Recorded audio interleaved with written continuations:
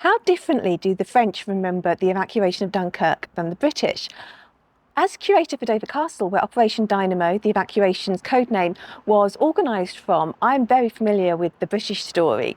The evacuation became known as the miracle of Dunkirk, and Dunkirk spirit had a massive impact on the British perception of themselves throughout the rest of World War II. But even Churchill warned against characterising it as a victory. So I've come to the Dynamo Museum in Dunkirk in order to get a different view of matters. And to start off with, rather than the miracle of Dunkirk, I was struck by one particular line of the interpretation which described it as the tragedy of Dunkirk. By the numbers, as an evacuation, it was incredibly successful. Originally planned to last just 2 days and rescue around 45,000 men, it lasted 9 days and was able to rescue around 340,000. But beyond that initial starting point, the story here is quite different. In particular, you've got a much bigger emphasis on the divisions between the different armies. It's not all seen as one big group.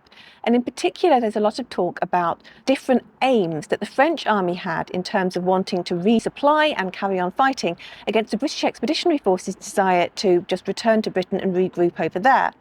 There's also quite a lot of conflict that apparently went on between the leaders of the French and British forces in terms of relative responsibility for defending Dunkirk itself. It's a civilian story, not just a military one.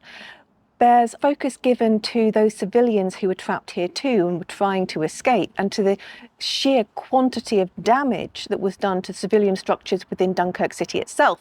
You've also got the opportunity to talk about the ships that were sunk, the objects that have been found in those wrecks, and therefore understand the men that didn't survive Dunkirk slightly better.